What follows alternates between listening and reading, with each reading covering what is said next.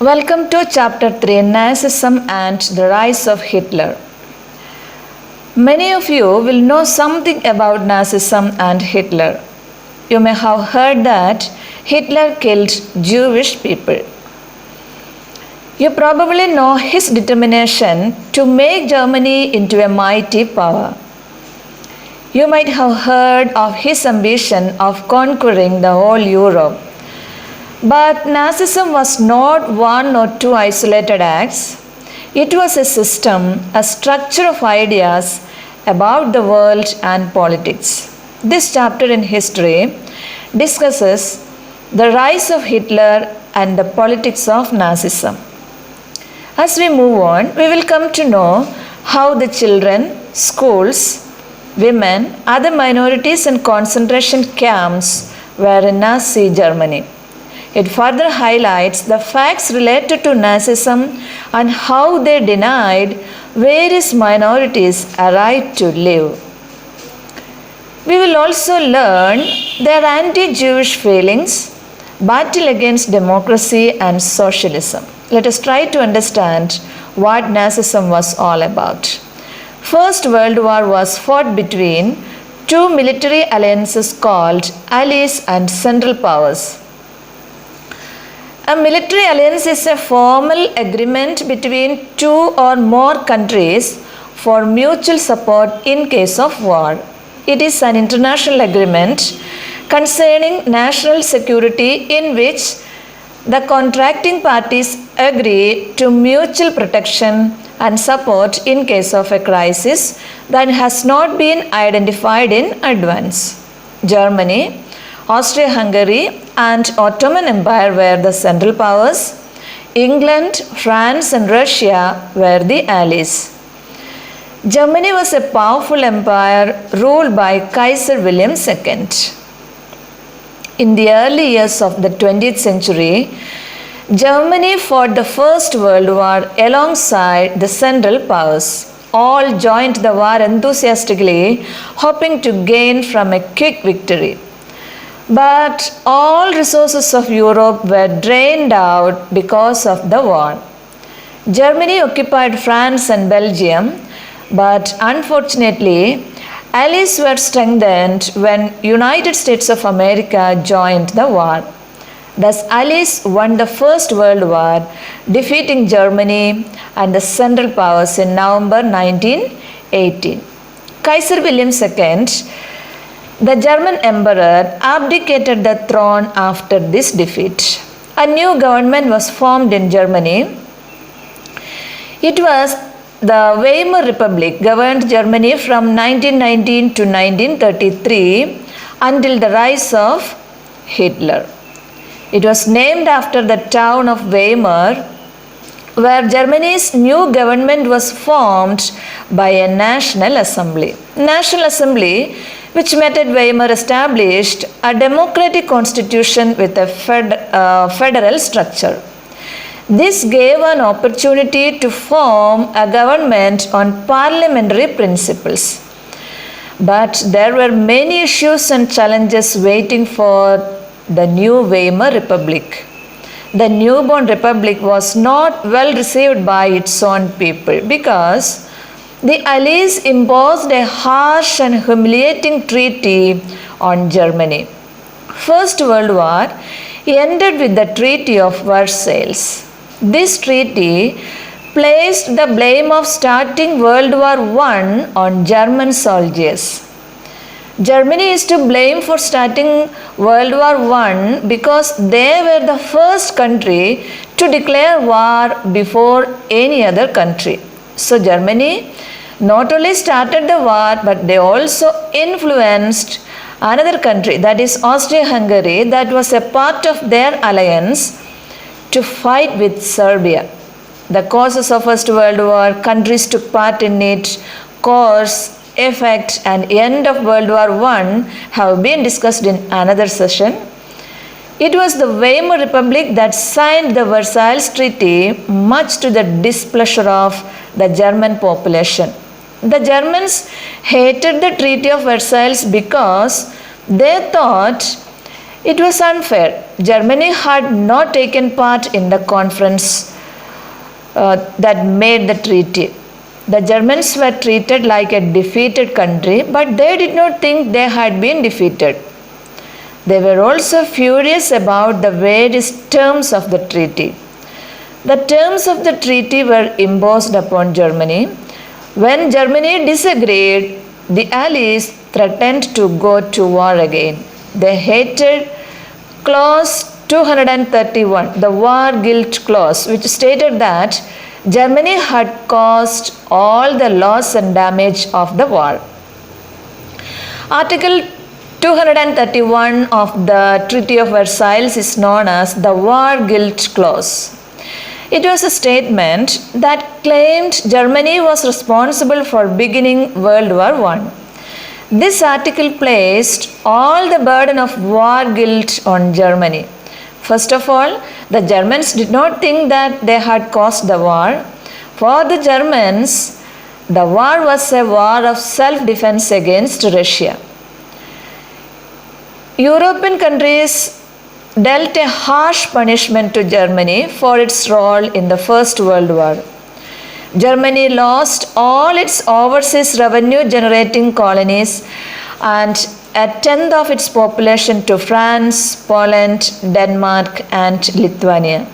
The War Guilt Clause held Germany responsible for the war and the subsequent damage it caused to the Allied nations. So Germany was forced to pay compensation of £6 billion in total. Due to the loss of most of its revenue generating colonies, Germany was unable to pay the amount. Due to the failure to pay compensation, the Allied armies occupied the resource-rich Rhineland for a time. It was a humiliation for Germans to occupy their territory by a foreign power. The Weimar Republic reacted to this by printing paper currency in large numbers to pay off the huge debt. This led to hyperinflation and the eventual collapse of the economy. The German public blamed the new Weimar Republic responsible for the defeat in World War I and accepting the humiliation at Versailles. What were the effects of the First World War? The entire continent was devastated by the war, both psychologically and financially. The War Guilt Clause and national humiliation was carried by the German Republic. It was financially crippled by being forced to pay compensation. Socialists, Catholics, and Democrats supported the Weimar Republic and they were mockingly called the November criminals. The nickname November criminals was given to those German politicians who negotiated and signed the peace treaty which ended World War I in November of 1918. The First World War left a deep imprint on European society and polity. Soldiers were placed above civilians, but unfortunately, soldiers, especially German soldiers, lived a miserable life because Germany began to blame German Jewish soldiers for its defeat in the First World War. Democracy was a young and fragile idea which could not survive the instabilities of interwar Europe. As a result, political radicalism emerged among the different social groups. Political radicalism and economic crisis. You would remember the Bolshevik Revolution in Russia. In the same manner, there was a revolutionary uprising of the Spartacist League in Weimar Republic. The Spartacist League was a revolutionary socialist group which was formed in Germany during the First World War. They wanted to establish a Soviet-styled government in Germany. The Spartacist movement was suppressed by the Weimar Republic with the help of a war veterans organization called Free Corps. Later, the Spartacists founded the Communist Party of Germany. Socialists, Democrats, and Catholics opposed them. Political radicalization heightened by the economic crisis of 1923. Germany had fought the war largely on loans and had to pay war remunerations in gold. This reduced the gold reserves of Germany at a time economic resources were in scarce. Germany refused to pay the war remuneration, so the French occupied its leading industrial area, that is called Ruhr, to claim their coal. Germany retaliated with printing paper currency recklessly. The value of the mark collapsed, prices of goods soared, there was hyperinflation. The image of Germans carrying cartloads of currency notes to buy a loaf of bread was widely publicized, evoking worldwide sympathy. This crisis came to be known as hyperinflation, a situation when prices rise phenomenally high. Eventually, the Americans intervened and reworked the terms of war compensations to ease the financial burden on Germany. Now let us see the years of depression. The years between 1924 and 1928 saw some stability in German economy. In 1924, with the introduction of the Dawes Plan by the Americans, Germany came out from the financial instability. Germany was totally dependent on short-term loans largely from the United States of America. This support was withdrawn with the crash in 1929 of the Wall Street Exchange. Wall Street Exchange is the world's biggest stock exchange. It is the home of the New York Stock Exchange. A stock exchange or share market is a place where people meet to buy and sell shares of company stock. Some stock exchanges like the New York Stock Exchanges are real places. Because of the presence of Wall Street, the city of New York is known as the world's principal financial center. In 1929, the economic collapse of the stock exchange that was housed in the Wall Street marked the beginning of economic depression. As a result, factories shut down, export and imports fell. By all these, the USA and other European countries got into great economic depression. Over the next 3 years, between 1929 and 1932, the national income of the USA fell by half. The German economy was worst hit by the Great Economic Depression. By 1932, industrial production was reduced to 40% of the 1929 level. Workers lost their jobs. The economic crisis created deep anxiety and fears in people. Since the Weimar Republic failed to manage this crisis, people lost confidence in the democratic parliamentary system. Workers became jobless and went on streets with placards saying, "Willing to do any work." Youth indulged themselves in criminal activities. The middle class and small businessmen were filled with the fear of proletarianization, that is, anxiety of being reduced to the ranks of the working class or unemployment. Politically also, the Weimar Republic was not strong enough. The Weimar Constitution, due to some inherent defects, made it unstable and gave way for dictatorship.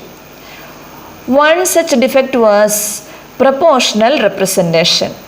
It was a system of voting in which each political party is represented in a parliament or a legislature in proportion to the number of people who vote for it in an election. For example, if a party gets 40% of the total votes, a perfectly proportional system would allow it to get 40% of the seats. This made achieving a majority by any one party an impossible task.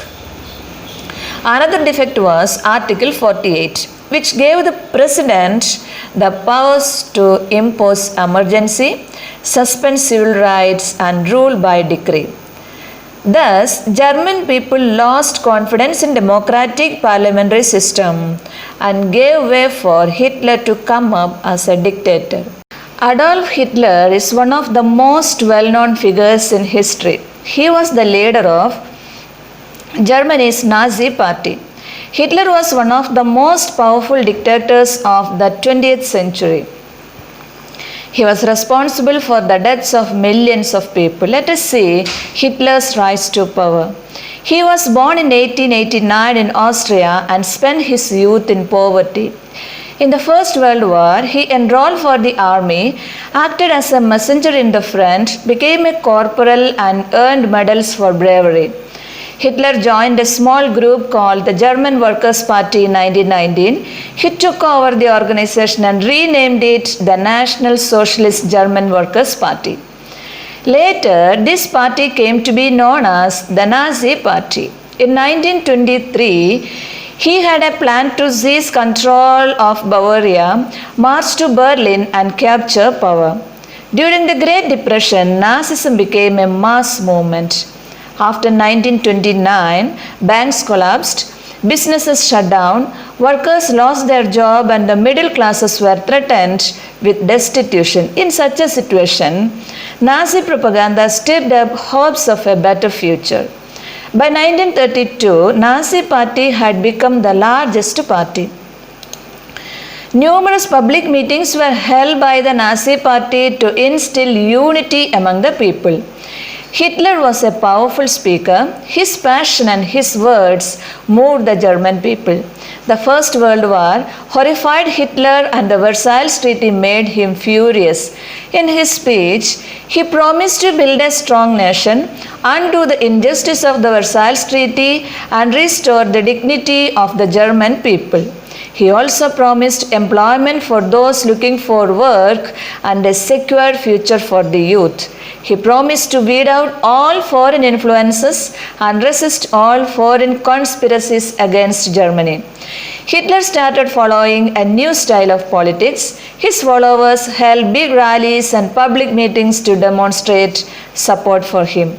The red banners with a swastika, the Nazi salute, and the ritualized rounds of applause after speeches were the part of this spectacle of power.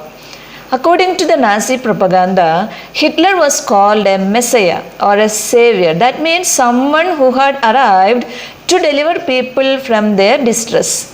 The German people who were shattered after the First World War believed him. How was the destruction of democracy in Germany? Let us see. On 30th January 1933, President Hindenburg offered the chancellorship to Hitler. It was the highest position in the cabinet of ministers. Hitler set out to dismantle the structures of democratic rule. A mysterious fire that broke out in the German parliament building facilitated his move.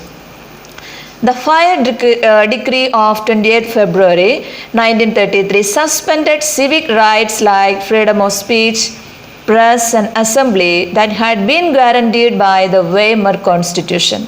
Then he turned on to repress the communists.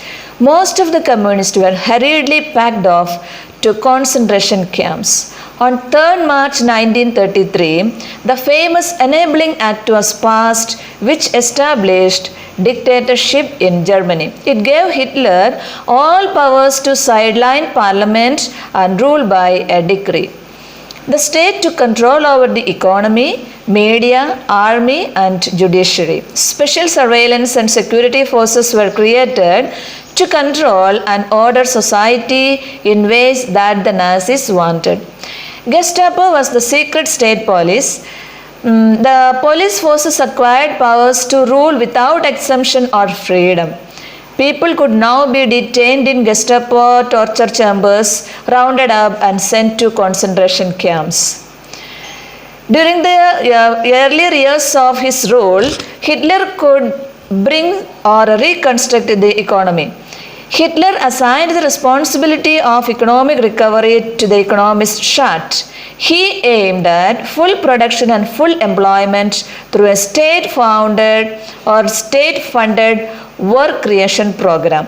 This project produced the famous German superhighways and the Volkswagen.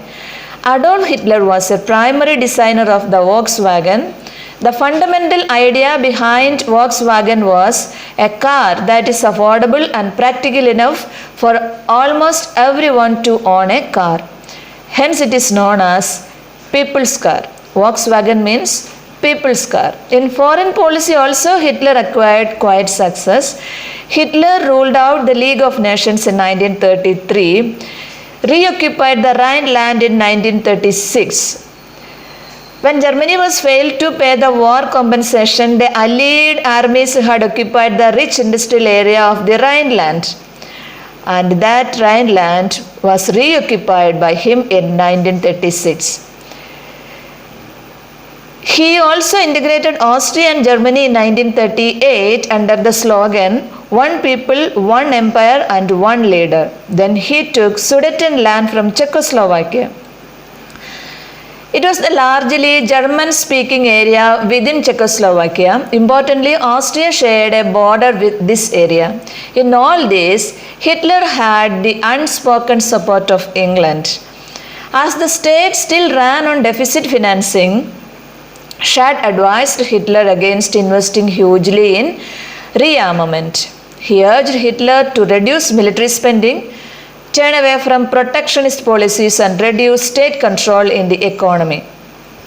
Then Hitler chose war as a way out of the economic crisis. He wanted to accumulate resources through the expansion of territory. In September 1940, Germany invaded Poland. This started a war with France and England.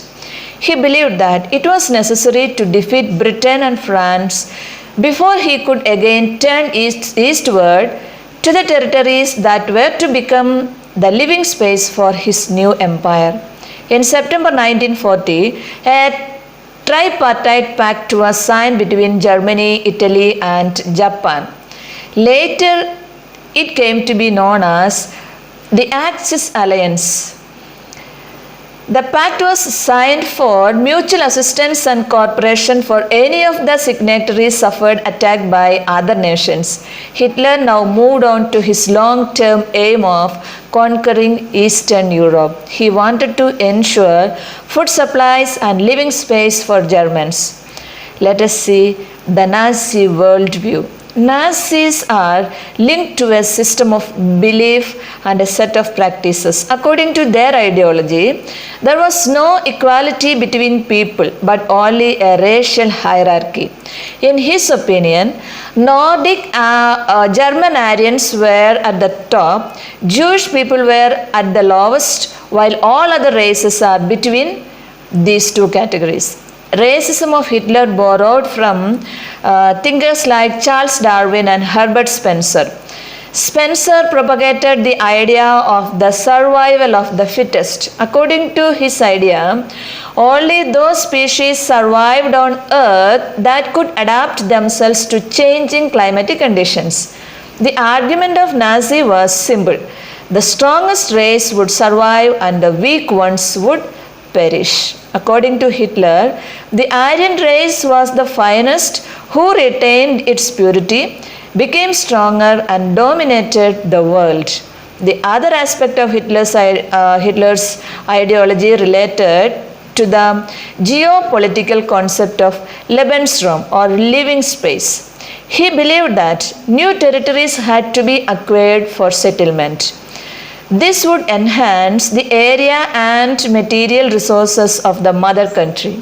His intention was to extend German boundaries to enhance its wealth and power. By moving eastwards, he intended to concentrate all Germans geographically in one place. That's why he invaded Poland. Let us see how Germany established the racial state. Nazis came into power and quickly began to implement their dream of creating an exclusive racial community of pure Germans. Jews, Gypsies, blacks, Russians, Poles, even certain Germans were considered undesirable. They wanted a society of pure and healthy Nordic Aryans by physically eliminating all those who were seen as undesirable. Even many Germans who were considered mentally or physically unfit were condemned to death under the euthanasia program. Those individuals, because of severe psychiatric, neurological, or physical disabilities, represented a genetic and a financial burden on the German state. The euthanasia program was the systematic murder of institutionalized patients with disabilities in Germany. The goal of the Nazi euthanasia program was to kill people with mental and physical disabilities. When Germany occupied Poland and parts of Russia, captured civilians and forced them to work as slave labor. Many of them died through hard work and starvation. Jews remained the worst sufferers in Nazi Germany. Hitler hated Jews based on pseudo-scientific theories of race. Pseudoscience believes that empirical evidences exist to support or justify racism, racial inferiority or racial superiority. Jews had been stereotyped as killers of Christ and usurers. Usurers was a term of abuse for moneylenders charging excessive interest. Many Jews had converted to German Christianity, but according to Hitler, conversion was not a solution to Jewish problem of racial inferiority. Many of the German Jews survived through trade and money lending. They lived in separately marked areas called ghettos. During World War I, almost 1 lakh German Jews proudly served in military uniforms as soldiers, sailors, airmen, and administrators. Soldiers were placed above civilians, but unfortunately, German Jewish soldiers lived a miserable life. The Nazi Party used popular anti-Semitic views to gain votes. They blamed Jewish soldiers for poverty, hyperinflation, and unemployment in the Weimar Republic. Jews were also blamed for the loss of World War I and surrender by the November criminals. They were often persecuted and compelled to leave the country through organized violence against the Jews. Another idea of Hitler was the racial utopia. Utopia refers to an imagined place or state of things in which everything is perfect. Genocide and war were the methods used by Nazi regime for racial purification. Genocide was a very specific term referring to violent crimes committed against certain groups with the intent to destroy the existence of those groups. It is a descriptive term came into use after 1944 to denote Nazi policies of systematically destroying national and ethnic groups, including the mass murder of European Jews. How Hitler did with genocide in Germany? The Nazis considered Poles to be racially inferior. Following the military defeat of Poland by Germany in September 1939, the Germans launched a campaign of terror intended to destroy the Polish nation and culture and to reduce the Poles to a leaderless population of peasants and workers laboring for German masters. Poland was divided and much of northwestern Poland was annexed to Germany. The other part of Poland was called general government. It was made the destination of all undesirable people, or all the undesirable people from Germany and from Poland and from the other European countries were sent to this general government, which was in the other part of Poland. People of Poland were forced to leave their homes and properties. Their homes and properties were occupied by ethnic Germans brought in from occupied Europe. Hitler intended to Germanize Poland by replacing the Polish population with German colonists. Members of the Polish scholars were murdered in large numbers. The Germans shot thousands of teachers, priests, and other intellectuals in mass killings. The aim was to remove all those who were capable of organizing resistance to German rule. Polish children who looked like Aryans were forcibly snatched from their mothers and examined by race experts. If they passed the race test, they were brought up in German families. If not, they were deposited in orphanages. With some of the largest ghettos and gas chambers, the general government also served as the killing fields for the Jews. Many Jews were killed and persecuted by the Nazi government. It was done step by step in 3 stages.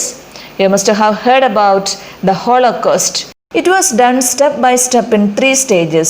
Stage 1 was exclusion. It was from 1933 to 1939. Exclusion simply meant you have no right to live among us as citizens.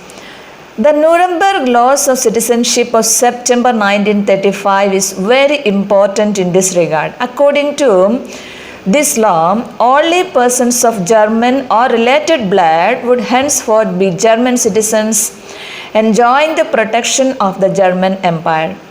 Marriages between Jews and Germans were forbidden. Extramarital relations between Jews and Germans became crime. Jews were forbidden to fly the national flag.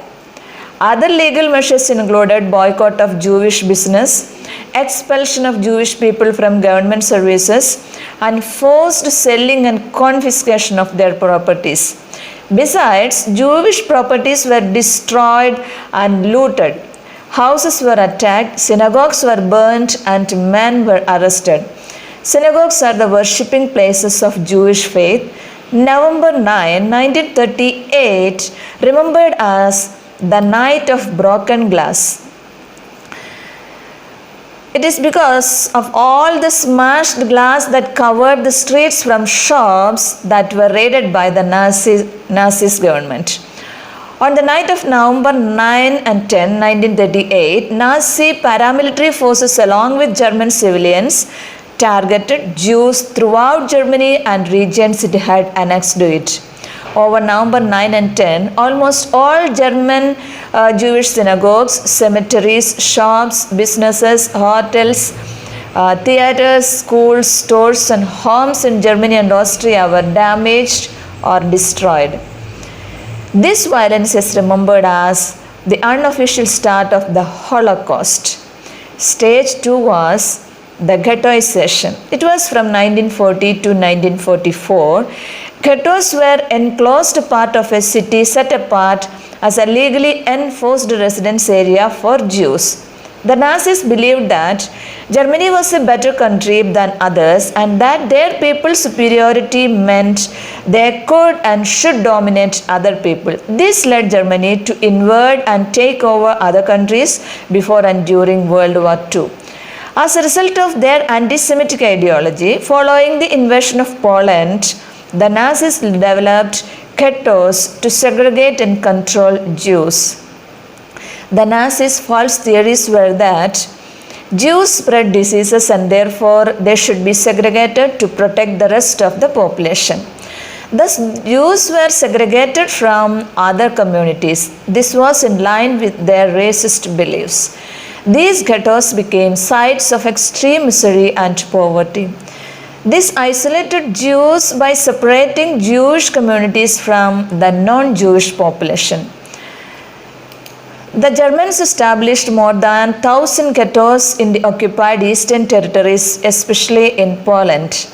From September 1941, all Jews had to wear a yellow Star of David on their breast.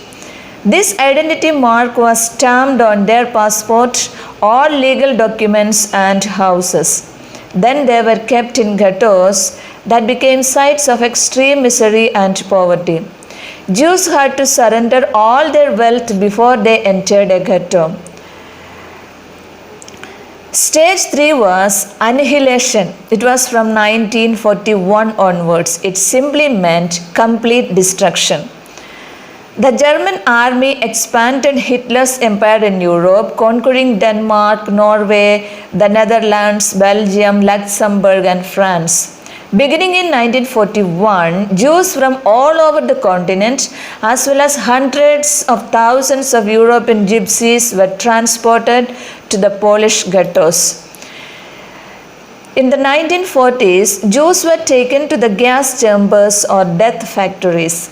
Jews from Jewish houses, concentration camps, and ghettos from different parts of Europe were brought to death factories by goods trains. In Poland and elsewhere in the East under general government, Jews were charred into death in gas chambers. Mass killings took place within minutes with scientific accuracy. All these atrocities were done in the name of racial purification. The Nazis frequently used propaganda to disguise their political aims and deceive the German and international public. They depicted Germany as the victim of allied nations and Jewish aggression. Thus, they could hide their true ideological goals and to justify war and violence against innocent civilians. Now let us see youth in Nazi Germany. Hitler was interested in the youth of the country. He felt that a strong Nazi society could be established only by teaching children Nazi ideology. Do you know what happened in schools under Nazism?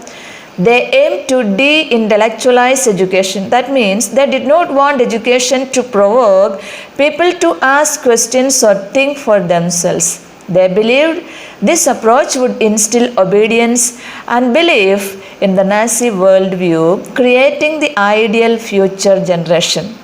Nazis wanted their schools to be cleansed and purified. Teachers who were Jews or seen as politically unreliable were dismissed.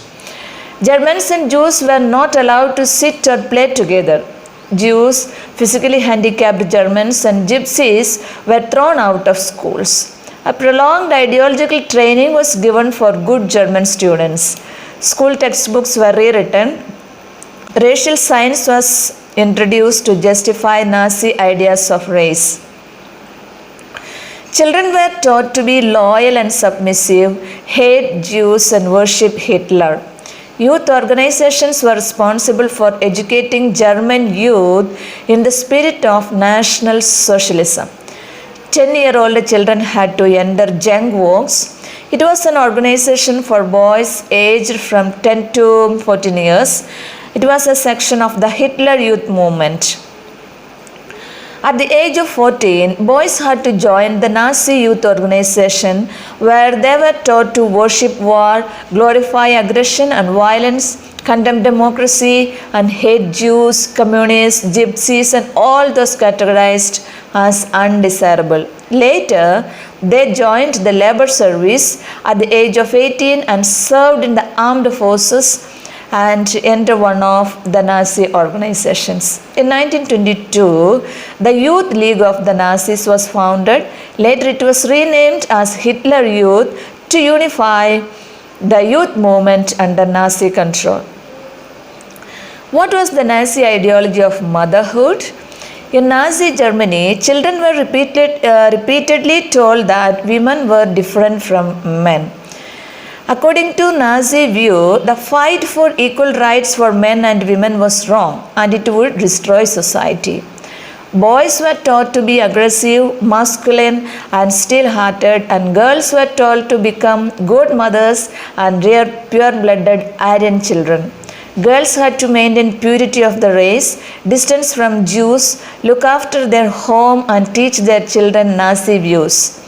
But all mothers were not treated equally. Women who produced racially undesirable children were punished, whereas women who produced racially desirable children were awarded.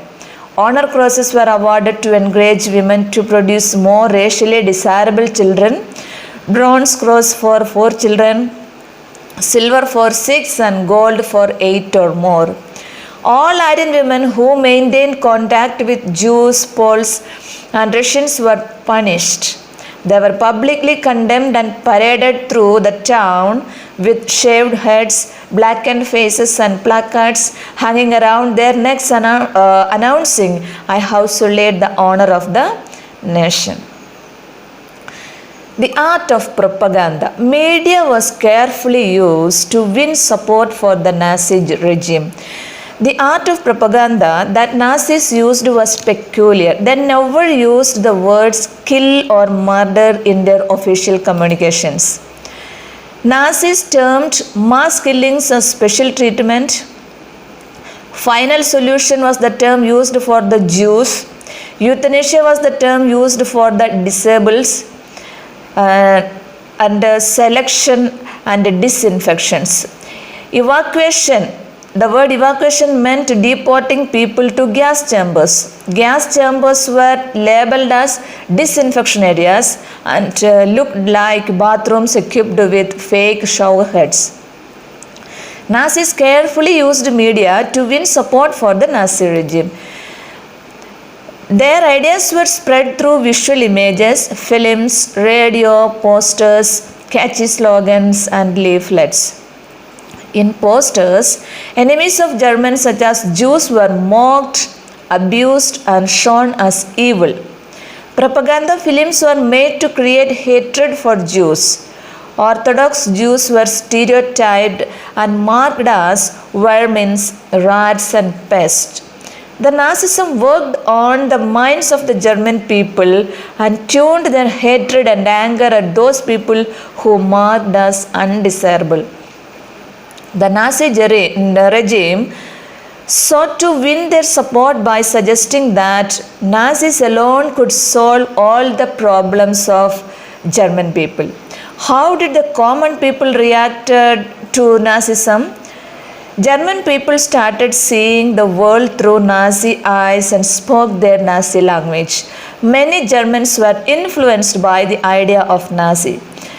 They felt hatred and anger against Jews and genuinely believed Nazism would bring prosperity and improvement in the society. Every German was not a Nazi. Large majority of Germans were passive onlookers. Pastor Neo Muller protested an uncanny silence among ordinary Germans against brutal and organized crimes committed in the Nazi Empire. He is best known for his opposition to the Nazi regime during the late 1930s and for his widely quoted poem First They Came. In this poem, he protested the silence of German passive onlookers. The poem begins like this: "First they came for the communist, and I did not speak out because I was not a communist." And the poem concludes like this: "Then they came for me, and there was no one left to speak for me." He sharply criticized Nazi policies and expressed his deep regret about not having done enough to help the victims of the Nazis. Charlotte Barrett's book called The Third Reich of Dreams describes how Jews themselves began believing in the Nazi stereotypes about them.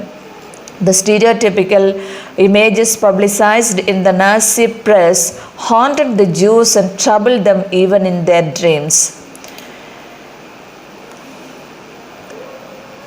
Knowledge about the Holocaust. Holocaust is a word of Greek origin meaning sacrifice by fire. The Holocaust was a process that started with discrimination against Jewish people and ended with millions of people being killed. It was a process that became increasingly brutal over time. The Holocaust was the systematic, state-sponsored persecution and murder of many millions of Jews by the Nazi regimes and its allies and collaborators. Soldiers of allies, that is Britain, the US, the Soviet Union and their allies fighting against Germany in World War II, made their way across areas of Europe controlled by the Nazis. They began to discover the concentration camps. As it came clear that the Nazis were going to be defeated in the Second World War, the Nazis tried to hide the evidence of their crimes by destroying the camps. The Second World War ended and Germany was defeated. When they lost the war, the Nazi leadership distributed petrol to its functionaries to destroy all crucial evidence of Holocaust available in offices. While Germans were preoccupied with their own plight, after the Second World War, the Jews wanted the world to remember the atrocities and sufferings they had endured during the Nazi killing operations called the Holocaust. Jews collected and preserved documents, wrote diaries, kept notebooks, and created archives. The Allies held the Nuremberg trials of 1945 and 46 to punish the Nazi villains of the Holocaust. On 11th December 1946, the General Assembly of the United Nations ruled that genocide would be a crime under international law. Adolf Hitler killed himself before the end of the war, so it was not possible to bring him to justice. Jewish people did not have a homeland. Many Holocaust survivors found strangers living in their homes and or were unable to find somewhere they could live. Countries did not want to welcome such a great number of refugees. Increasing pressure on the Allied powers to create a homeland for Jewish survivors of the Holocaust led to the creation of Israel in 1948. I think what happened during the Second World War and the concentration camp is a disgrace to the human race. There are still many situations that occur around the world similar to the Holocaust that many of us are unaware of. There are sins of commission and sins of omission to which we are held equally responsible. The study of the Holocaust helps us to understand the concepts such as democracy, dictatorship, propaganda, collaboration, resistance, intervention, and genocide. Studying the behavior of individuals during the Holocaust in a historical context allow us to consider what power citizens had at that particular time. It can also help us to consider what power citizens have today. It also gives us the opportunity to reflect on the importance of our participation as citizens. It is important to be tolerant of other people's beliefs and differences and not to exclude people or spread message of hate. Never forget the events of the Holocaust so that we can try to stop anything like it from happening again. The history and the memory of the Holocaust live on in memories, fiction, documentaries, poetry, memorials, and museums in many parts of the world today. These are a tribute to those who resisted it. It's an embarrassing reminder to those who collaborated and a warning to those who watched in silence. Hope this session has helped you to frame an idea about Nazism and the rise of Hitler as a dictator.